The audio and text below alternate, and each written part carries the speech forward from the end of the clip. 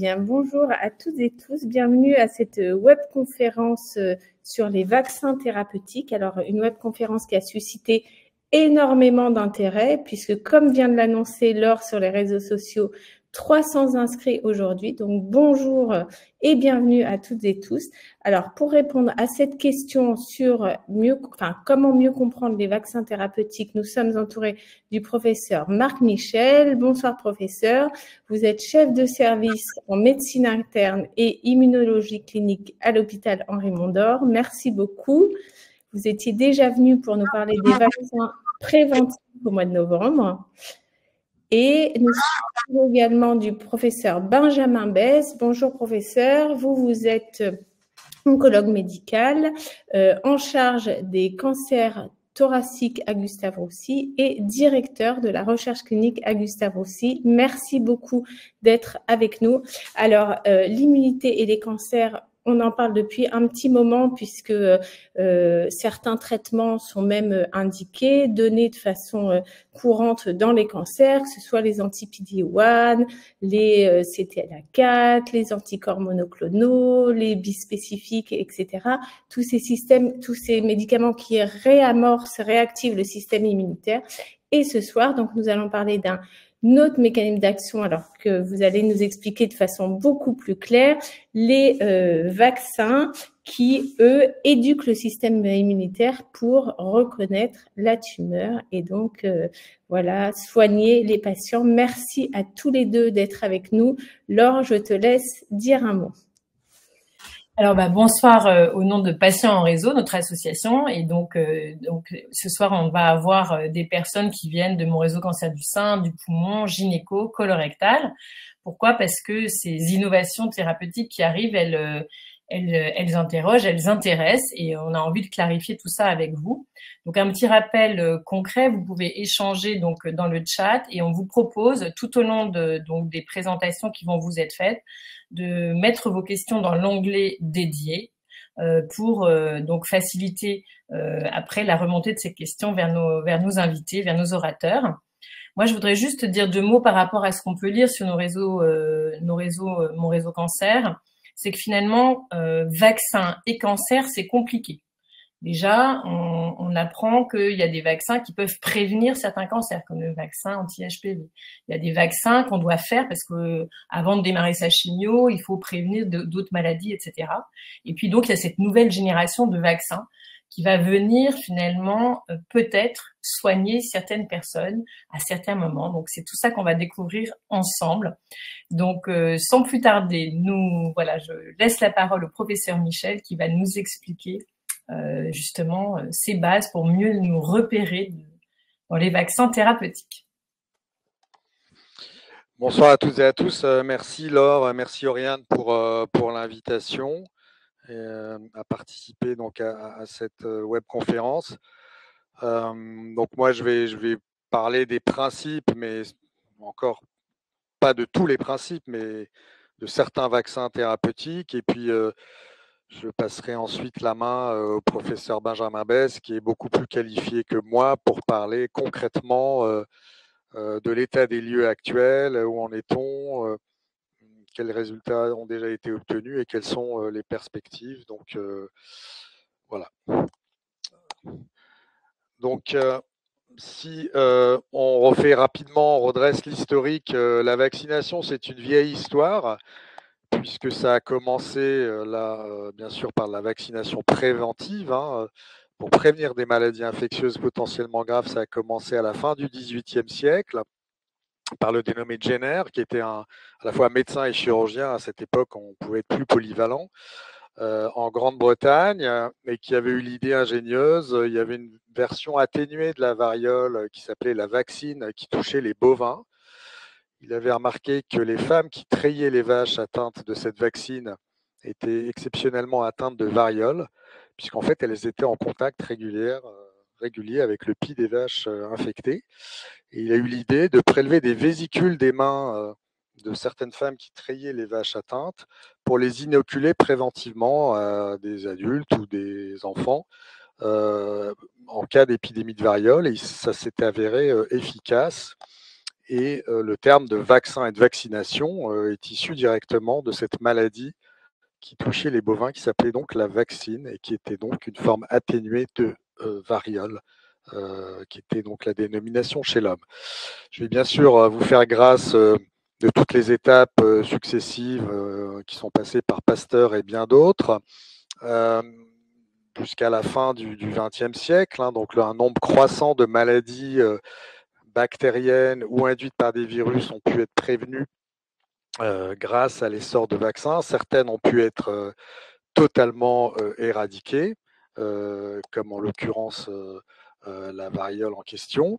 Et au XXIe siècle, à la faveur, si je puis dire, de l'épidémie de Covid qui est encore dans toutes les têtes, une nouvelle stratégie vaccinale a vu le jour, en l'occurrence les vaccins dits à ARN messager, qui ont été développés à une vitesse accélérée pour prévenir les infections à SARS-CoV-2, qui est le coronavirus qui induit le Covid. Alors, donc, on était encore là jusqu'à récemment à des vaccins donc bien préventifs. Il en existe donc 3 types, des vaccins dits vivants atténués, où on prend la souche de l'agent infectieux en question, qui peut être soit une bactérie, quand il s'agit par exemple du BCG pour prévenir la tuberculose, soit une particule d'un virus. On atténue sa virulence et on l'administre à un individu pour qu'il déclenche une réaction du système immunitaire préventivement. Et qui fait que lorsqu'il est exposé à l'agent infectieux, soit il ne développe pas du tout de maladie, ça c'est le cas idéal, soit il va développer, c'est le cas pour le BCG, une forme atténuée de tuberculose, et ce qui évite les formes graves, notamment les méningites tuberculeuses, qui faisaient des ravages jusque dans les années 50. Alors ces vaccins, puisqu'on est sur le sujet vaccins et cancer, ils sont contre-indiqués pendant la période du traitement d'un cancer, notamment si on est exposé à la chimiothérapie et ou à la radiothérapie à un moins 2 degrés, puisque dans ce cas-là, on est en situation d'immunodépression transitoire, et ces vaccins peuvent être délétères et entraîner de vrais tableaux d'allure infectieuse. Donc si on ne les a pas fait avant, il ne faut pas les faire pendant, il faut attendre au moins 6 à 12 mois selon le type de traitement, la fin des traitements pour pouvoir recevoir ce type de vaccin. Et si vous êtes amené à voyager alors que vous êtes en cours de traitement d'un cancer, en Afrique de l'Ouest par exemple, on vous fait un certificat disant que vous n'êtes pas apte à recevoir la vaccination contre la fièvre jaune par exemple, ce qui vous permet de passer la frontière sans problème.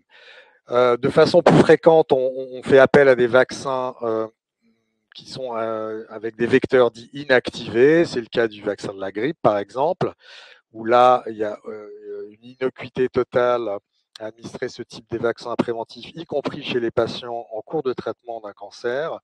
Donc là, le problème, c'est pas tellement la tolérance du vaccin, c'est plus qu'il risque d'être moins efficace si on est vacciné entre deux cures de chimiothérapie notamment. Donc on préfère les faire en amont quand cela est possible, bien sûr, parce que quand c'est des infections épidémiques, saisonnières, on ne choisit pas toujours le moment. Et puis donc les vaccins ARN messagers, j'en avais déjà parlé lors d'une webconférence précédente, et je vous prie de m'excuser par avance pour ceux qui auraient déjà vu cette vulgarisation. Donc le principe, parce qu'il y a eu beaucoup de bruit, beaucoup d'encre qui a coulé à l'époque du Covid, mais on ne va pas revenir sur les polémiques. Donc l'ARN, c'est quoi? En fait, il faut imaginer que l'ADN, c'est un alphabet, il y a 4 lettres. Avec 4 lettres, on peut construire énormément de mots, énormément de phrases et des livres entiers. Donc les gènes sont constitués de cet alphabet et d'une suite de 4 lettres dans un ordre qui peut varier à l'infini. Ça, c'est le cœur du réacteur, c'est le disque dur de l'ordinateur. Donc un gène, ça écrit une phrase. L'ARN, en fait, il faut imaginer que c'est la photocopieuse qui va traduire ce que vous avez écrit sur votre logiciel Word pour que ça sorte sous format papier. Et le papier, c'est la protéine, donc c'est vraiment la structure biologique qui va avoir une action variable selon le type de protéine. Donc l'ARN messager, en fait, c'est le moteur de la photocopieuse. Donc on ne touche pas au génome.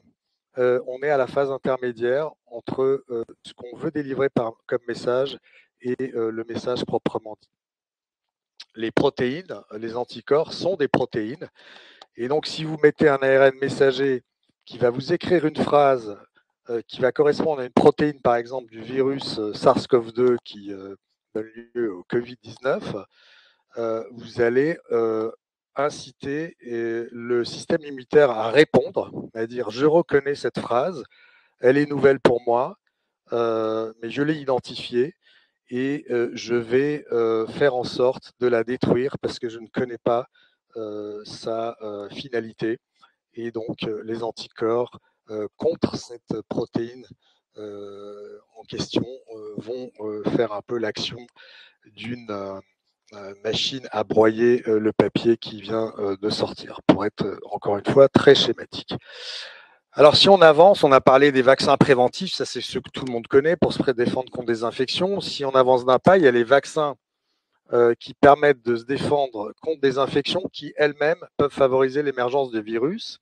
Et Laure l'a évoqué en introduction. Donc, il y a deux virus principalement qui peuvent faire le lit de certains cancers et dont on peut prévenir on va dire leur infestation par le biais de vaccins. Il y a le virus HPV pour Human Papillomavirus, qui est un virus dit oncogène. Un virus oncogène, c'est un virus dont le cycle dans la cellule peut engendrer des tumeurs bénignes, voire malignes. Et il y a environ 6500 cas par an de cancer en France liés à ce fameux papillomavirus. Les plus connus sont bien sûr les cancers du col utérin, qu'on dépiste par des frottis cervico-vaginaux réguliers faits chez la femme, notamment en période d'activité génitale, mais d'autres cancers de l'anus, de la cavité buccale peuvent également être dus à ce virus. D'où l'essor de vaccins qui ont vu le jour il y a au début, on va dire au début du XXe siècle, qui ont été diffusés contre le papillomavirus, qui s'intéressaient essentiellement dans un premier temps à vacciner les jeunes filles prépubères ou au moment de la puberté, avant le premier rapport sexuel, pour les protéger contre cette infection qui se transmet donc par voie sexuelle et au-delà diminuer drastiquement à terme l'émergence de cancer du col. Et actuellement, les indications donc requises de ce vaccin sont élargies. On peut tout à fait vacciner une adolescente, enfin une jeune femme après l'adolescence, voire même des jeunes garçons pour prévenir le cancer lié à l'HPV dans d'autres sites anatomiques. Le deuxième vaccin qui prévient l'hépatite B est également indirectement un vaccin qui va prévenir le cancer du foie, puisque l'hépatite B peut passer sur un mode chronique dans 10% des cas. Chez les patients porteurs chroniques du virus de l'hépatite B, 70% d'entre eux vont générer des lésions hépatiques qu'on appelle des lésions d'hépatite chronique qui peuvent aboutir vers une cirrhose, la cirrhose pouvant elle-même faire le lit de ce qu'on appelle le carcinome hépatocellulaire, qui est la forme la plus fréquente de cancer touchant primitivement le foie.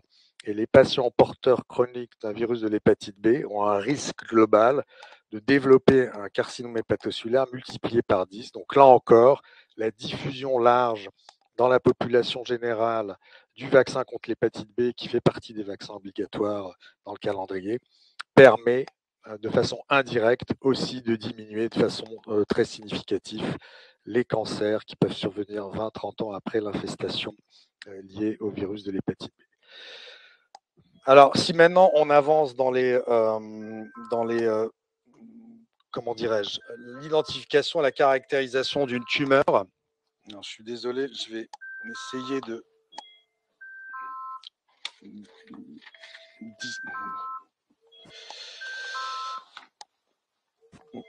mon bip ne marche jamais, mais il se trouve qu'il marche aujourd'hui.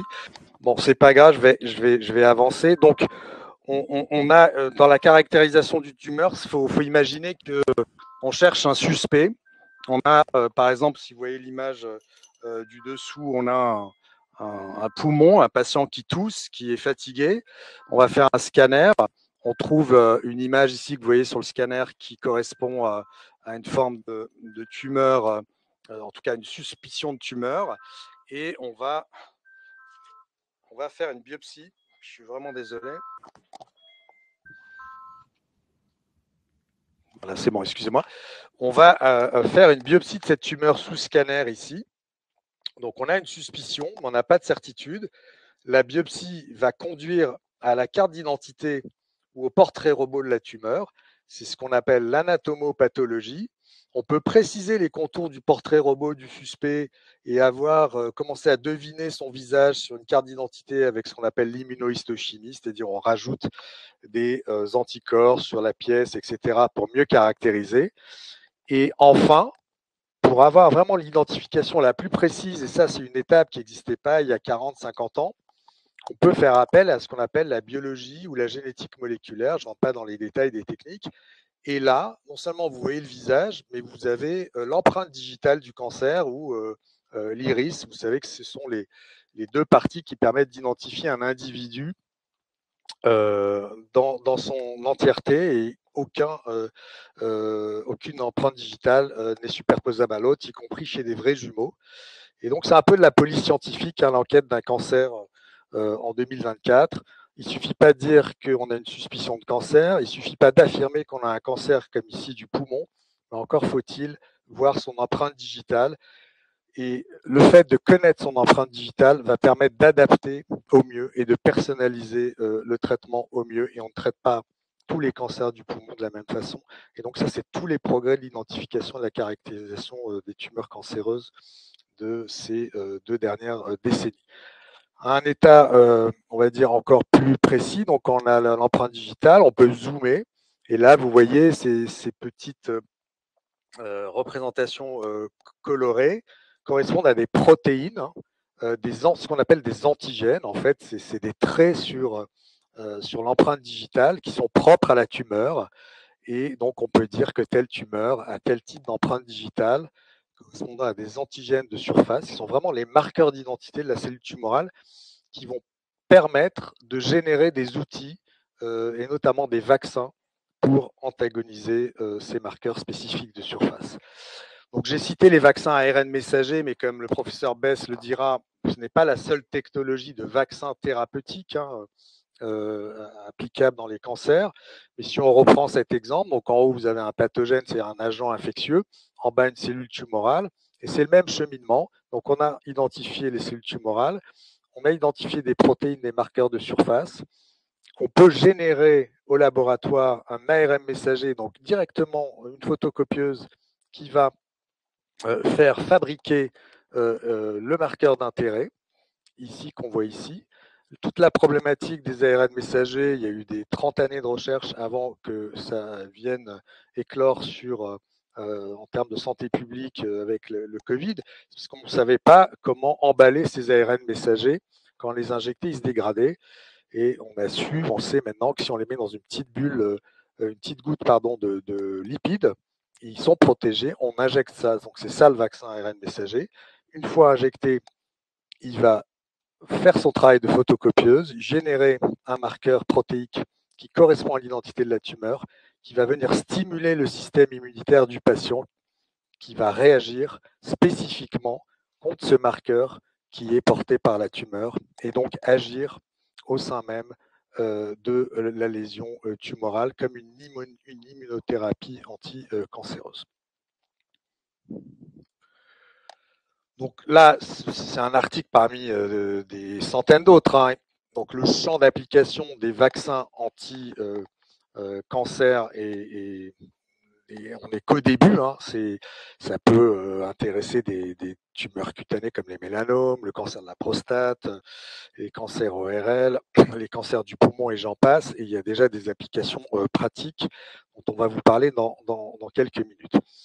Donc, en conclusion, et pour ce préambule, un peu de vulgarisation, les vaccins thérapeutiques pour lutter contre certains cancers, dont les vaccins ARN messagers, mais qui ne sont pas les seuls, viennent enrichir un arsenal thérapeutique qui avait débuté au début du XXe siècle par la radiothérapie Alors au début, c'était assez délétère parce qu'on irradiait un peu tout et donc le patient avait plus d'effets secondaires que de bénéfices. On est heureusement passé bien au-delà de l'époque de Marie Curie et maintenant la radiothérapie est extrêmement ciblée sur la zone de la tumeur. Puis est venue la chimiothérapie qui a apporté un bénéfice majeur en termes de taux de guérison et de survie, mais qui, en tout cas pour la plupart des chimiothérapies qui visent à tuer les cellules qui se divisent rapidement, et garde comme effet secondaire notamment une toxicité sur les cellules sanguines qui se divisent très rapidement, sur certaines cellules des muqueuses notamment. Donc ce n'était pas optimal en termes de ciblage.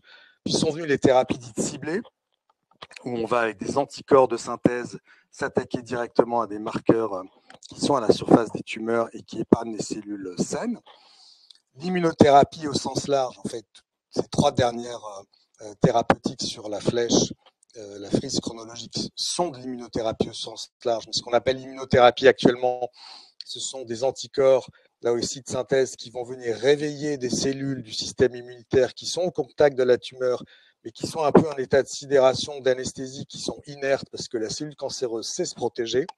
Et donc là, on va leur donner un petit coup de fouet pour faire en sorte qu'elles s'attaquent à la tumeur qu'elles ont en face d'elles. Et puis donc la dernière génération des stratégies d'immunothérapie sont les vaccins thérapeutiques qui vont venir s'associer. Donc ces thérapies peuvent se combiner, elles ne sont pas mutuellement exclusives. Et en faisant la chimiothérapie, plus l'immunothérapie, plus à terme une vaccinothérapie, on va pouvoir augmenter, non pas dans tous les types de cancers, mais dans bon nombre d'entre eux, les taux de réponse, les taux de rémission et on espère au-delà les taux de guérison. Je vous remercie de votre attention. Merci beaucoup. Alors, ce qu'on propose, c'est que le professeur Besse enchaîne et puis qu'on fasse la séance de questions-réponses à la fin, en poulant toutes les questions, si ça vous va. Professeur Besse, je vous mets vos slides. C'est parfait. Bonsoir à tous. Merci pour cette invitation. Vaccination et cancer. D'abord, on va commencer par de la modestie parce que ça fait des décennies qu'on travaille sur les vaccins en cancérologie, sans efficacité jusqu'à maintenant très probante. Et avec l'accélération de la vaccination ARN, on voit des pistes se dégager, mais pas seulement avec cette technologie, de façon plus globale. Mes liens d'intérêt, je travaille avec ces laboratoires pour les aider à développer des médicaments et les bénéfices vont à mon institution. Vaccin et cancer, c'est assez compliqué parce que quand on dit vaccin, on pense, comme l'a dit le professeur Michel, on pense prophylaxie de maladies infectieuses. Et donc, c'est un peu intriqué avec le mot « je ne vais pas être malade » et donc un peu avec le mot « guérison ». Et donc, vaccin et cancer peut être vu un peu comme antinomique. Alors oui, on l'a dit, il y a donc des vaccins contre des maladies infectieuses qui permettent de prévenir ces maladies infectieuses et les cancers qui sont issus de ces maladies infectieuses. Et on a parlé, par exemple, du papillomavirus et de l'importance de cette vaccination. Aujourd'hui, on va parler de vaccins thérapeutiques, c'est-à-dire que la maladie est en place et on va utiliser le vaccin comme une arme et on va donc être dans le champ de l'immunothérapie. L'immunothérapie, aujourd'hui, c'est stimuler le système immunitaire. C'est comme ça qu'on l'utilise, nous, oncologues. Ce sont les médicaments qu'on a sur le marché. On a parlé de ces cibles, PD1, CTLA4, ce sont ce qu'on appelle des points de contrôle du système immunitaire, peu importe, c'est des moyens que la tumeur a trouvé pour être invisible auprès du système immunitaire. Et ce qu'on fait aujourd'hui, c'est qu'on stimule le système immunitaire. On l'excite et il va aller attaquer peut-être les cellules tumorales, peut-être notre tissu sain et créer des maladies auto-immunes. Ça, c'est l'immunothérapie qu'on utilise.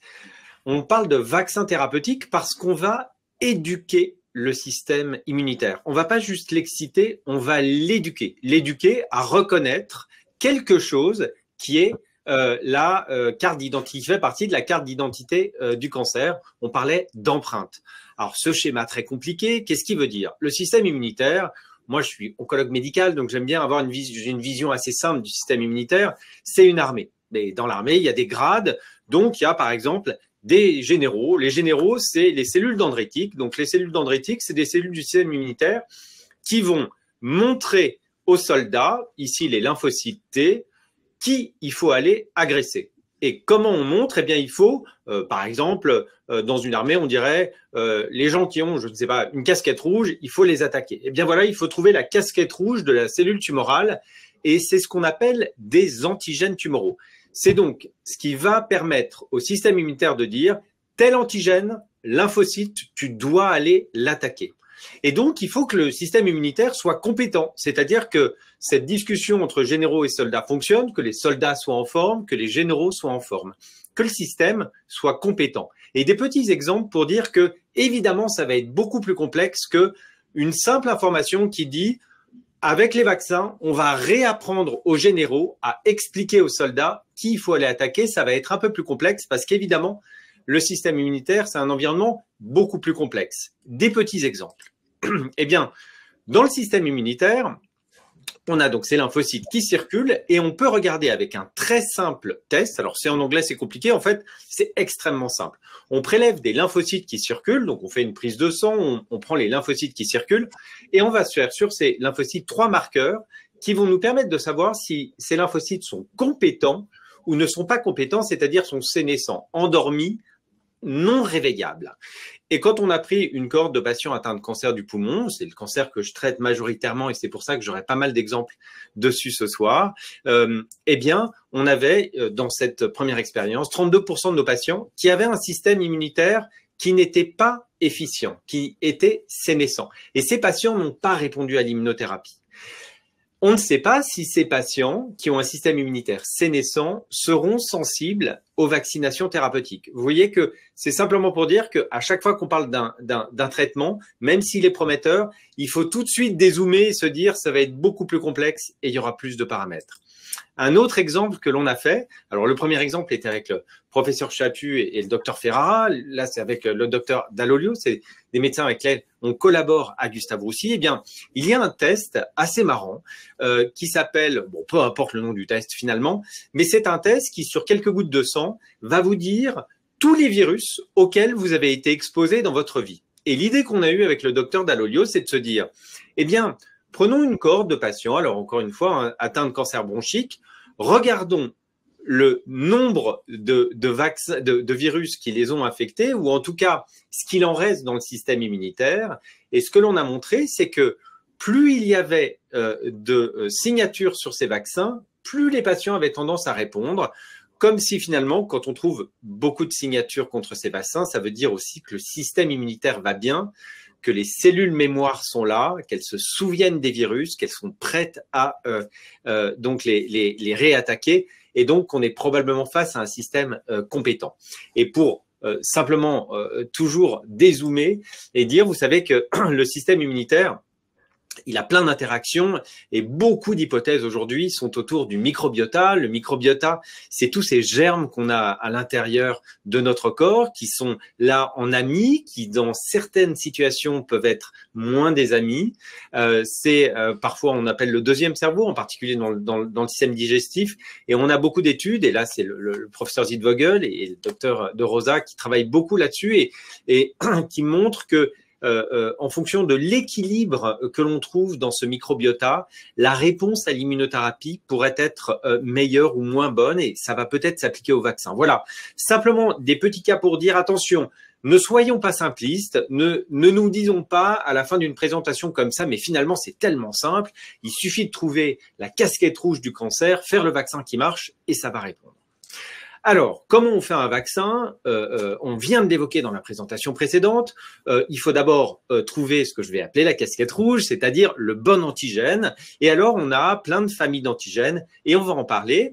On a des antigènes qui sont, par exemple, qui vont être à la surface des cellules uniquement dans l'embryon et chez l'adulte ne seront plus exprimés. Ça, c'est des antigènes qui, s'ils sont exprimés par la cellule tumorale, c'est intéressant parce que ça va être une casquette rouge qui ne sera que sur la cellule tumorale et qui ne sera pas sur les cellules saines. Et puis, le cancer c'est une maladie de l'ADN, c'est-à-dire qu'il y a des mutations ou des anomalies de l'ADN. Et quand on a une anomalie sur l'ADN, ça peut conduire à avoir une protéine anormale. Ce que je veux dire, c'est que s'il y a une mutation sur l'ADN, ça peut conduire à avoir une protéine anormale qui va être vraiment spécifique du cancer et qu'on va pas retrouver dans les cellules saines. Et là aussi, ce sont des cibles très intéressantes, des casquettes rouges très intéressantes pour nos vaccins. Alors, plusieurs modes. Soit on met des petits morceaux de casquettes rouges, c'est ce qu'on appelle les vaccins peptidites, mais on peut aussi utiliser l'ARN qui va se traduire en casquette rouge. Finalement, et puis ensuite, on choisit le meilleur vecteur. Mais finalement, la façon dont on construit ces vaccins reste assez théorique. Moi, ce qui m'intéresse, c'est est-ce que ça marche? Alors, 3 grandes familles. La première, ce sont les vaccins cellulaires. Alors, j'aime pas trop ce terme, vaccin cellulaire, mais ça veut dire que la façon dont on les fabrique est liée à des cellules. Premier exemple, on a pris 4 lignées cellulaires, c'est-à-dire que ce sont des cellules qui poussent dans des boîtes, mais issues de cancers de patients. Là, c'est un cancer pour le cancer du poumon, donc c'était 4 lignées de cellules tumorales issues de cancer du poumon qu'on a mélangées et on leur a injecté un nouveau gène à l'intérieur. C'est une technique qui s'appelle le plasmide pour les faire exprimer une cytokine. Une cytokine, c'est quelque chose qui module, soit qui excite, soit qui calme le système immunitaire. Et l'idée, c'était de se dire, finalement, sur ces cellules, on va avoir plein de casquettes rouges et on va en plus donner un agent stimulateur du système immunitaire. Et donc, sur le papier, très belle idée. Et sur la droite, vous avez des courbes de survie. Une courbe de survie, c'est une population. Et puis, on regarde au fur et à mesure quels sont les patients qui n'ont pas de cancer qui soit actif. Et finalement, ce qu'on a vu, c'est qu'on a commencé un traitement par chimiothérapie. Et puis, soit on a donné un vaccin, soit on a donné un placebo. Et finalement, on n'a pas eu l'impression de protéger les patients contre la progression du cancer, alors que vous voyez, c'est plus de 500 patients qui avaient été inclus. Alors encore une fois, sur le papier, très belle idée, mais en réalité, finalement, en dézoomant, peut-être qu'il y avait plus de facteurs dans le système immunitaire de ces patients, ou alors une mauvaise casquette rouge, c'était pas la bonne, ou alors pas assez de stimulation du système immunitaire. En tout cas, c'est pas toujours aussi simple. Un vaccin qui est arrivé sur le marché est un vaccin dans le cancer de la prostate. Alors là, les patients sont sur un fauteuil et on va leur faire ce qu'on appelle une aphérèse. Une aphérèse, c'est un système très simple. On a une machine qui fait tourner du sang et on branche le patient sur les 2 bras. Son sang va passer dans la machine, va être filtré et réinjecté. Si vous avez déjà donné vos plaquettes, par exemple, c'est comme ça que l'on procède. On va rester branché 3-4 heures sur une machine, le sang va être filtré et seules les plaquettes vont être extraites. Eh bien, on peut extraire des plaquettes, mais aussi autre chose, dont des globules blancs.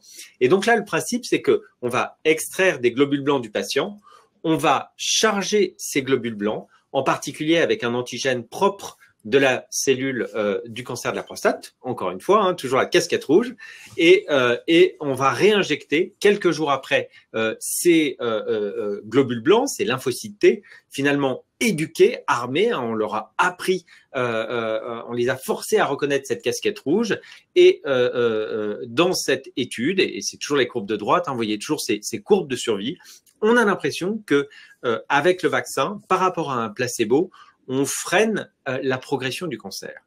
Alors, ce vaccin est extrêmement coûteux. Ces courbes ne sont pas extrêmement convaincantes. La mise sur le marché a été faite aux États-Unis, n'a pas été acceptée en Europe parce qu'on a considéré que le bénéfice n'était pas suffisant. Vous voyez que c'est une vieille étude, elle a été publiée il y a quasiment 15 ans. Et depuis, dans le cancer de la prostate, on a beaucoup d'autres médicaments qui ont démontré des activités bien supérieures. C'est vrai que le cancer de la prostate, jusqu'à maintenant, n'est pas un cancer qui est très sensible à la famille immunothérapie, mais les choses pourront peut-être changer. Deuxième exemple, les vaccins protéines, peptides. Alors finalement, c'est les vaccins les plus communs dans la prévention des maladies infectieuses. Et je vais prendre un premier exemple d'un essai très large. Vous savez que quand on opère un patient d'un cancer, on opère le patient du cancer que l'on voit avec le scanner, l'IRM, le PET scan. Mais si le patient a quelques cellules tumorales qui se sont échappées et qui circulent, ces cellules seront trop petites pour être vues par notre imagerie. C'est ce qu'on appelle des micrométastases. Et c'est pour cela que certains patients opérés d'un cancer vont récidiver parce qu'en fait, on n'a pas les yeux pour voir que finalement, au moment de la chirurgie, il y a déjà des cellules qui ont disséminé. Et donc, les traitements post-opératoires, on les appelle aussi des traitements adjuvants, sont là pour essayer de détruire ces petites métastases, ces micrométastases. Et là, l'immunothérapie est intéressante parce qu'on peut se dire, réveillons, stimulons le système immunitaire et voyons si le système immunitaire peut aller détruire ces micrométastases. Et comment? Eh bien, par exemple, en prenant un antigène, une casquette rouge spécifique de la tumeur qu'on a retirée. Et donc, l'exemple ici, c'est MAGE-A3. MAGE-A3, c'est un antigène que l'on trouve sur les testicules, mais il n'est pas exprimé dans les autres types de tissus normaux. Par contre, il est exprimé dans 30 à 50% des cancers du poumon. Et là, l'idée, c'était que les patients étaient opérés de leur cancer du poumon, on récupérait la tumeur opérée, on l'analysait et on regardait si elle exprimait ou pas MAGE-A3. Et chez les patients où l'expression de MAGE-A3 était trouvée au niveau de leur cancer, eh bien, on leur proposait soit un vaccin avec un peptide MAGE-A3. Donc, encore une fois, on injecte ce peptide pour forcer le système immunitaire à se dire « je dois déclencher une réaction contre ce peptide représente l'ennemi » ou alors un placebo. Et regardez, à nouveau, un des courbes de survie qui sont extrêmement décevantes. C'est un des essais les plus coûteux qui a été fait en cancérologie thoracique. Près de 10 000 patients ont été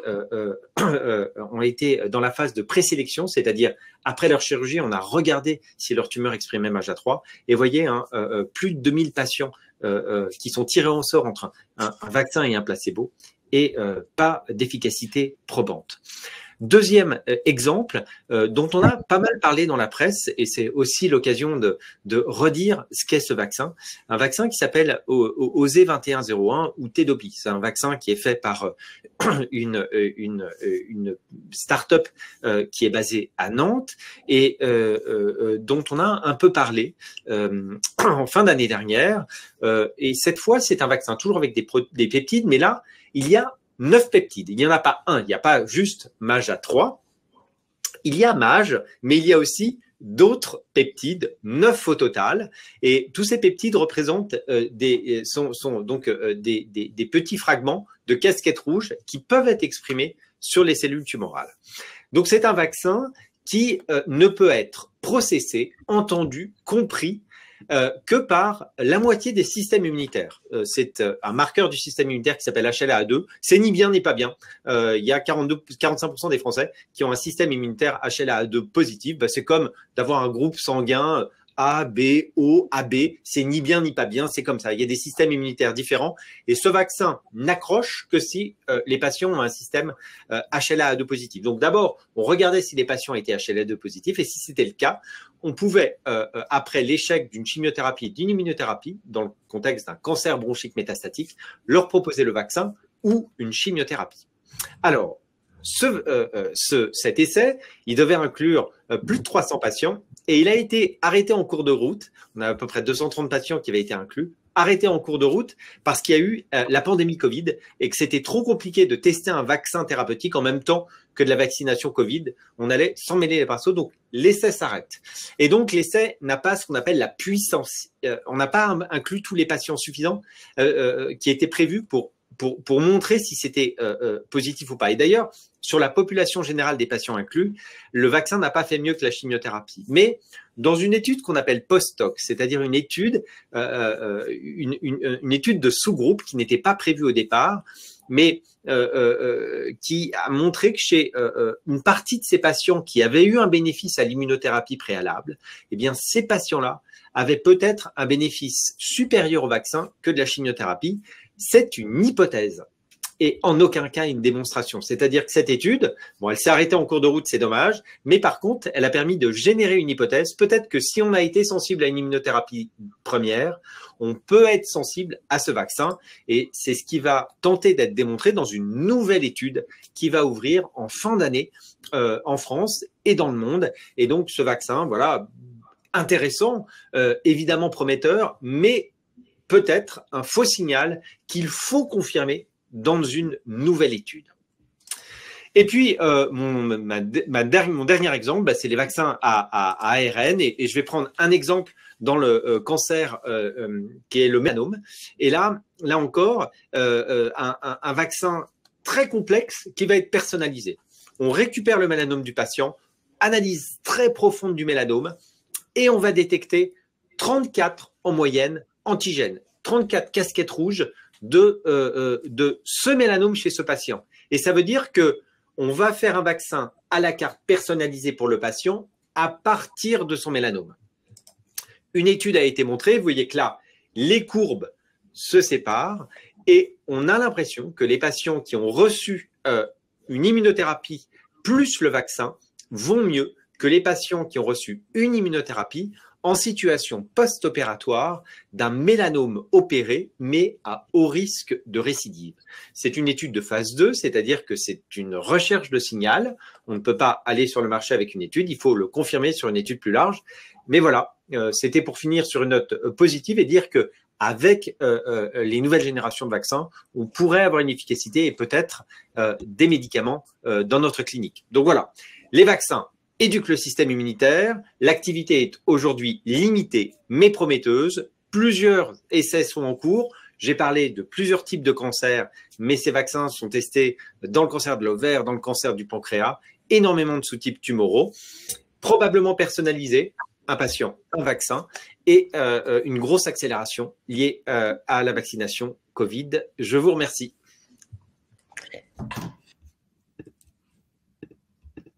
Merci beaucoup.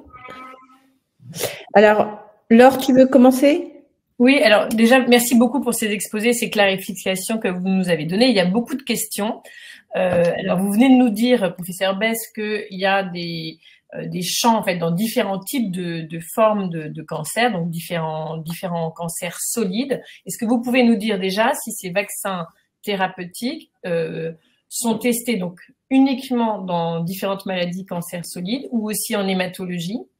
Et autre question, est-ce que ces vaccins, finalement, ils peuvent être prometteurs même quand on a des métastases un peu partout et notamment dans le cerveau? Est-ce que ça passe?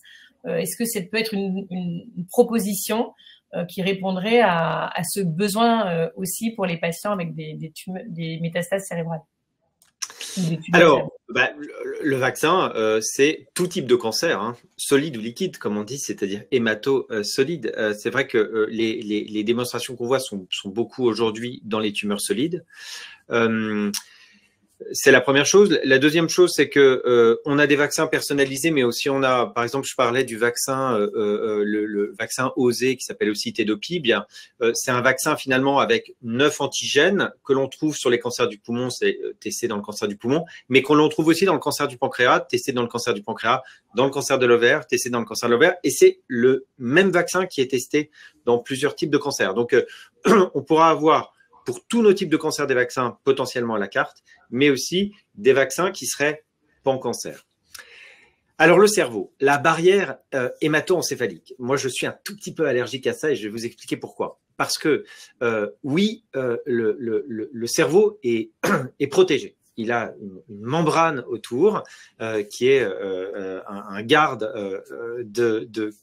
qui empêche beaucoup de molécules de diffuser. Mais lorsque l'on a une métastase dans le cerveau, la métastase est vascularisée et cette barrière est brisée. Alors, il y a quand même des diffusions dans le cerveau de médicaments qui sont moins bonnes, peut-être parce qu'ils sont trop gros ou qu'il y a d'autres phénomènes qu'on appelle osmotiques dans le cerveau, peu importe. Alors, est-ce que l'immunothérapie serait une réponse? Ce qui est certain, c'est qu'il y a des globules blancs dans le cerveau. Donc, s'il y a des globules blancs dans le cerveau, ça veut dire qu'on peut les éduquer et donc qu'on peut aussi potentiellement avoir de l'activité dans le cerveau. Et d'ailleurs, avec nos immunothérapies conventionnelles, hein, celles qui sont uniquement des stimulants du système immunitaire, PD1, CTLA4, on a de l'activité au niveau cérébral. Merci beaucoup, professeur Besse. Alors, vous nous avez expliqué la différence entre les inhibiteurs de checkpoint, c'est-à-dire qui réarmaient le système immunitaire, et puis des vaccins qui éduquaient le système immunitaire. Donc, on a une question, alors je ne sais plus de qui demandait, est-ce que quand on a eu de l'immunothérapie, on pourrait envisager d'avoir un vaccin? Est-ce que dans les stratégies thérapeutiques, c'est des choses qui sont étudiées? Est-ce que c'est antagoniste ou pas? A priori, ça se potentialise et donc on a beaucoup d'essais qui associent vaccins et immunothérapie dans leur développement. C'est assez logique, hein, on éduque et on stimule à la fois, c'est assez logique.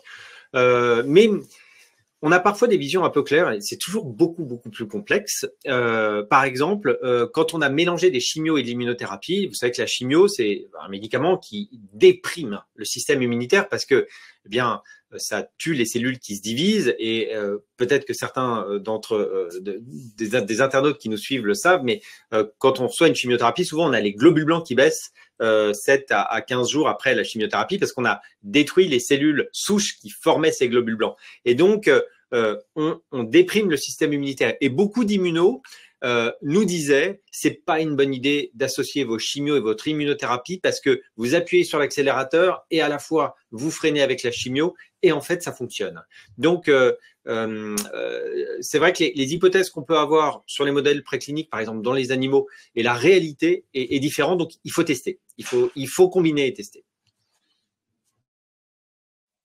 Il y a d'ailleurs pas mal de combinaisons en cours et il y avait des questions de personnes qui sont concernées par des cancers avec entre guillemets des mutations. C'est pas parce qu'on a un cancer avec mutation que ça serait impossible d'avoir un intérêt éventuel d'un vaccin. En fait, c'est pas forcément.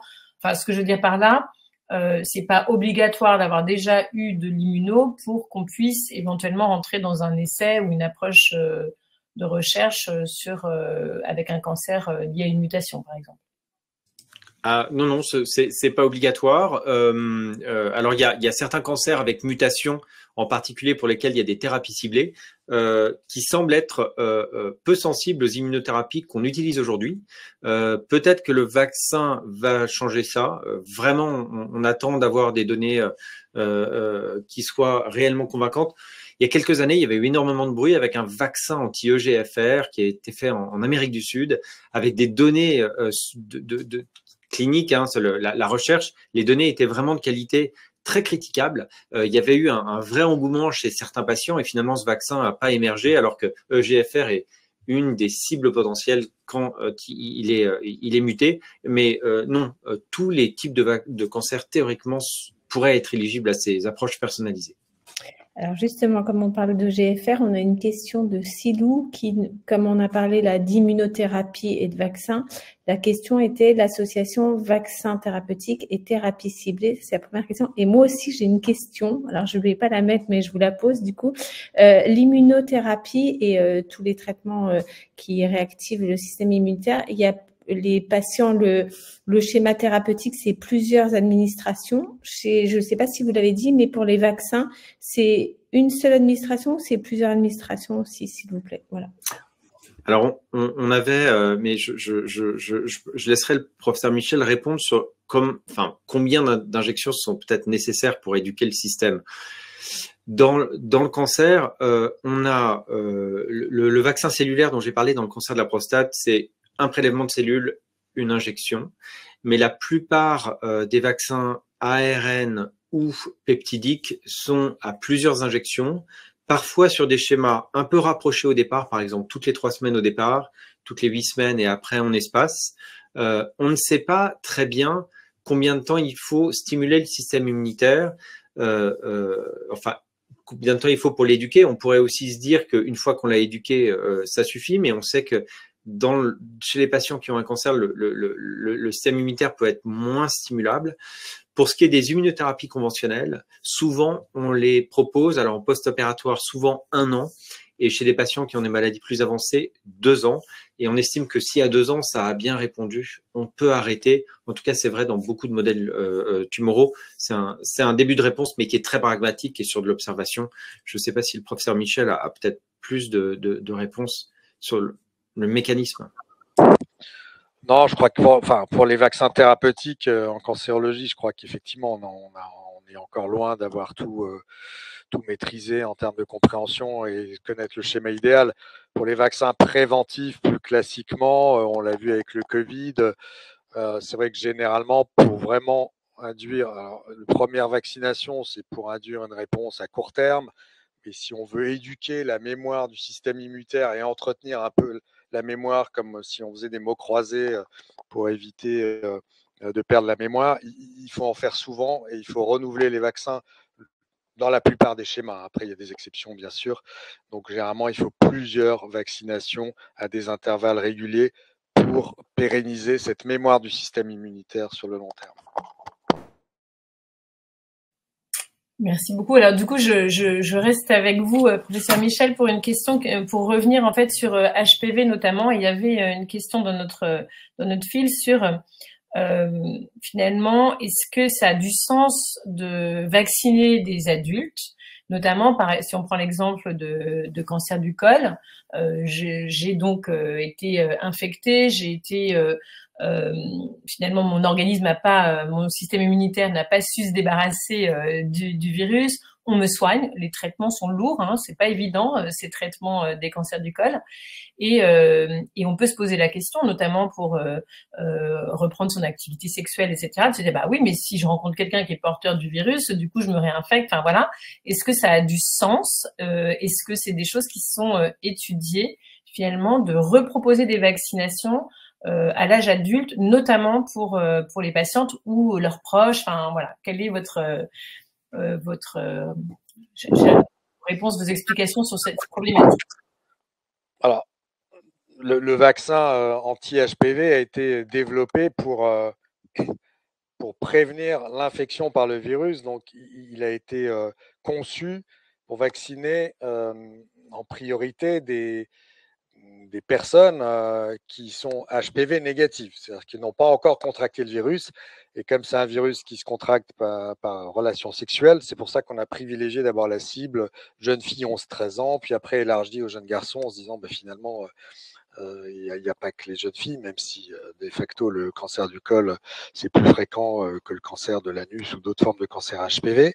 Et puis après, on a élargi aussi à des adultes jeunes qui n'avaient pas encore rencontré l'HPV, etc. Il y a des stratégies, mais là, je ne voudrais pas m'avancer, qui testent l'intérêt du vaccin HPV chez des patients porteurs de l'HPV, voire chez des patients qui ont des cancers HPV reliés, pour effectivement voir si ça pouvait booster le système immunitaire en combinaison avec les traitements, on va dire, anticancéreux classiques, chimiothérapie, chirurgie et autres. Je ne connais pas les résultats de ces stratégies. Je ne sais pas s'ils ont été publiés. Je ne sais pas si professeur Bess en a notion, mais c'est à l'étude. Mais à ma connaissance, ce n'est pas encore entré dans les mœurs de vacciner des patients porteurs de maladies liées à l'HPV dans la pratique courante. Oui, tout à fait. Je confirme l'intérêt de l'approche pour des patients qui ont eu un cancer. C'est en cours d'exploration. Je connais pas de résultats. Ce qui est intéressant aussi, c'est que on peut détecter maintenant, vous savez, des petits fragments d'ADN dans le sang des malades, ce qu'on appelle souvent biopsie liquide. Et donc, on peut choisir le type d'ADN qu'on reconnaît. Donc, on peut aussi reconnaître de l'ADN viral. Et on a l'impression que suivre la quantité d'ADN viral, par exemple du papillomavirus, pourrait être aussi quelque chose d'intéressant pour suivre ces cancers. Ça aussi, c'est quelque chose qui est uniquement à l'étude aujourd'hui. Merci. Alors, moi, j'ai une question pour le professeur Michel sur la prévention.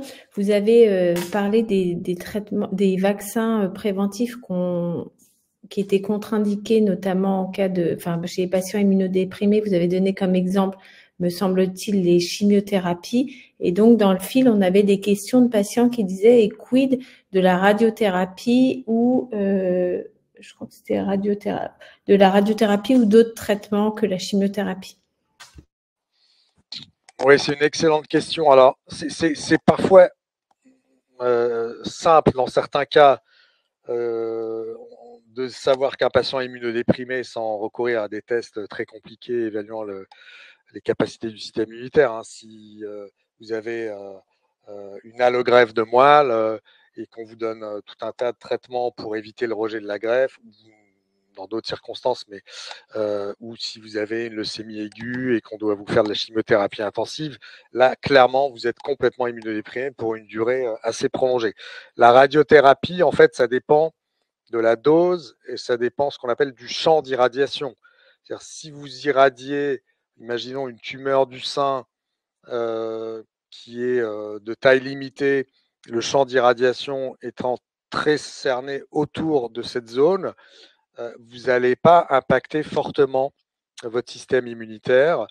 Alors qu'en revanche, si vous avez des zones d'irradiation qui sont beaucoup plus larges sur des tumeurs intrathoraciques, par exemple, ou d'autres types de tumeurs, où on peut être amené à irradier plusieurs champs, plusieurs aires de ganglions, là, oui, vous allez avoir un impact et un effet délétère sur le système immunitaire. Donc, autant la chimiothérapie, ça a tendance à diffuser largement dans la circulation et donc avoir un impact plus large, autant la radiothérapie, ça va dépendre de la dose, du nombre de séances cumulées et surtout du champ d'irradiation. Donc on ne peut pas mettre toutes les stratégies de radiothérapie dans le même sac en termes d'impact sur le système immunitaire, et certaines impactent peu le système immunitaire, ne vous empêcheront pas d'avoir recours à des vaccins et de bien répondre à ces 10 vaccins. Donc, parlez-en à votre oncologue référent qui, en fonction des doses, pourra vous dire, voilà, il n'y a pas d'étalon, on ne pourra pas vous faire un test en disant vous êtes ou vous n'êtes pas immunodéprimé, on peut être entre deux dans une zone grise, mais il pourra vous dire ou elle pourra vous conseiller en disant, voilà, là, vous n'êtes pas dans un état d'immunodépression profond, donc vous pouvez avoir recours à tel ou tel vaccin. Alors, une question, je ne sais pas très bien pour qui, vous allez décider. Peut-être un peu pour vous deux.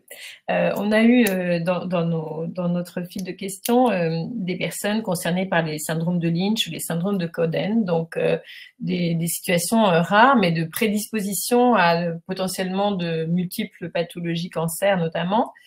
Et est-ce que pour ce type de profil de syndrome, l'approche de vaccins thérapeutiques pourrait être une réponse intéressante? Est-ce que ça peut être une cible de recherche particulière pour ces profils de patients?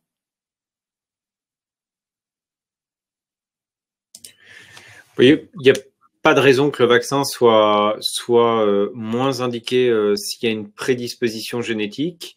Je pense que ça fait écho à certaines prédispositions génétiques qui rendent le cancer plus sensible à certaines familles de traitements. Je pense par exemple aux mutations BRCA1 ou BRCA2 avec les inhibiteurs de PARP. Donc, si la mutation est là, ça veut dire qu'on a plus de chances de répondre à cette famille de médicaments. Donc, c'était peut-être par analogie. Et dans les syndromes de Lynch, certains des cancers qui sont diagnostiqués sont parfois plus sensibles à l'immunothérapie. Et donc, je pense que c'était un peu par analogie. On va dire qu'il est possible que certains de ces cancers, en tout cas, aient plus d'antigènes, de néo-antigènes, de casquettes rouges que d'autres cancers. Ce sera toujours un mélange assez complexe entre la capacité du système immunitaire à répondre, qui est pas liée à une prédisposition génétique, et au type de cancer qui va apparaître lié à la prédisposition génétique.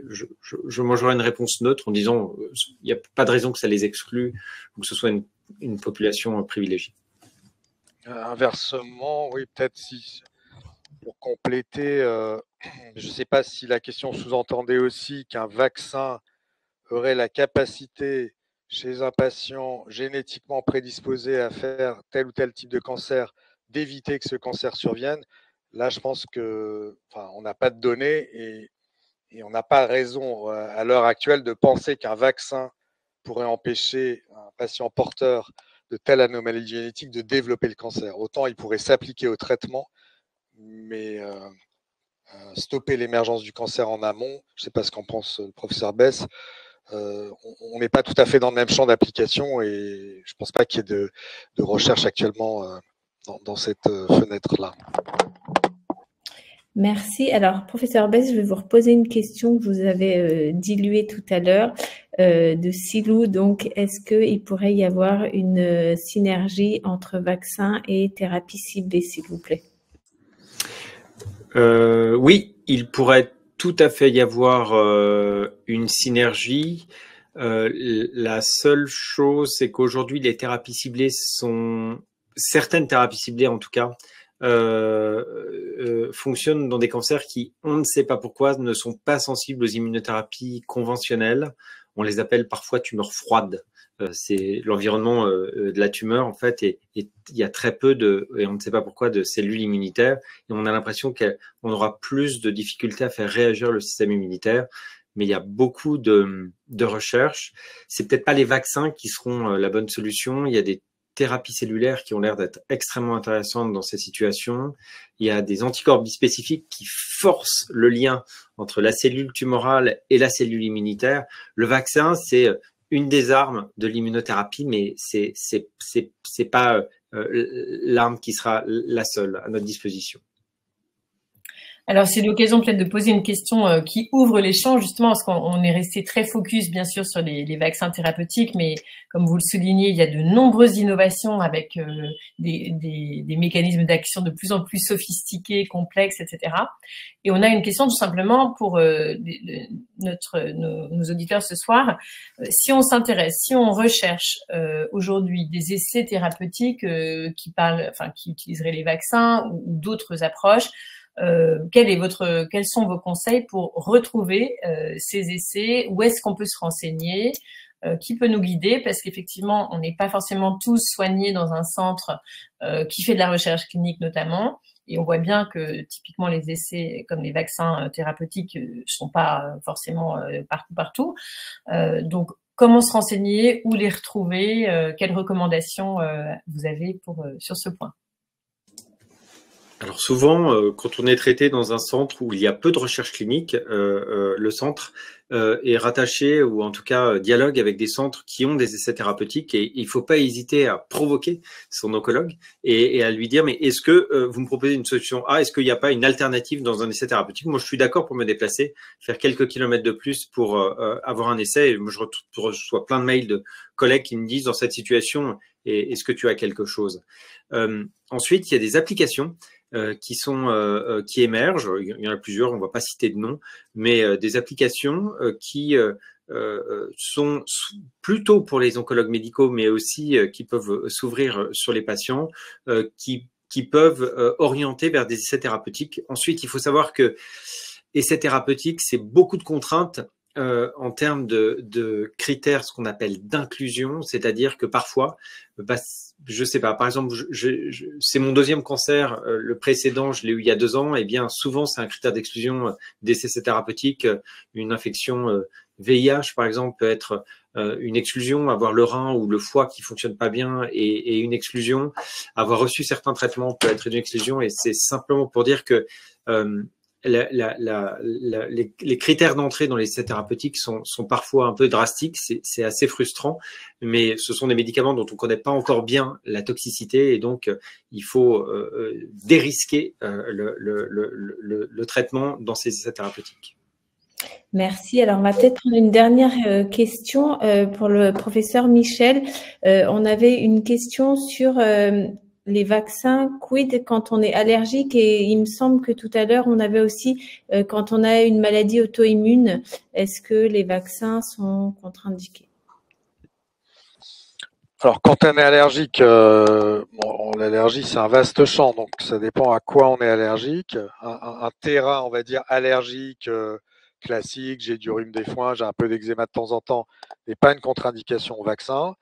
Si on a fait par le passé une réaction potentiellement grave, on avait des boutons sur tout le corps, la tension a chuté, un vaccin, là on commence à être plus prudent, on sous-pèse le rapport bénéfice-risque. Et puis il y a des allergies, voilà, on est allergique aux protéines de l'œuf, on sait qu'il y a un bon nombre de vaccins qui contiennent des protéines de ce type, on va éviter de vous donner ce type de vaccin en fonction de l'adjuvant, etc. Donc en fonction du vaccin, on peut dire si oui ou non vous pouviez y avoir accès. Pour les maladies auto-immunes, c'est vrai qu'il y avait beaucoup d'inquiétudes dans le passé en disant c'est des patients qui ont un système immunitaire hyper réactif qui dépasse ses objectifs. Donc, on va peut-être mettre un peu d'huile sur le feu, etc. En fait, on en est revenu dans bon nombre de maladies. En tout cas, on ne peut pas généraliser à toutes les maladies auto-immunes. mais dans la plupart des maladies auto-immunes, si la maladie auto-immune n'est pas en phase de poussée, vous êtes tout à fait éligible pour avoir une vaccination et on les recommande même, par exemple contre le pneumocoque, contre la grippe, parce qu'on sait que les patients sont exposés à des traitements parfois par cortisone, par immunosuppresseurs, et ils sont plus à risque d'infection grave. Donc voilà, ce n'est plus une contre-indication en soi. Contrairement à une idée reçue, le fait d'avoir une maladie auto-immune n'empêche pas d'être vacciné, mais là aussi, il faut bien en discuter en dialoguant avec votre médecin référent sur les bénéfices attendus du vaccin et les potentiels risques encourus. Eh bien, écoutez, merci beaucoup. Il y avait encore d'autres questions, mais on s'était engagé à ce que ça dure 1 heure. On a que 5 minutes de retard. Merci infiniment à tous les deux. C'était vraiment une très belle webconférence avec plein effectivement d'espoir, de perspectives et puis de choses très concrètes. Merci. Je vous souhaite à toutes et tous une excellente soirée et à très vite. Le replay sera donc sur les pages YouTube de Patients en Réseau et de Dis-moi Santé. Donc, abonnez-vous. À très vite. Au revoir.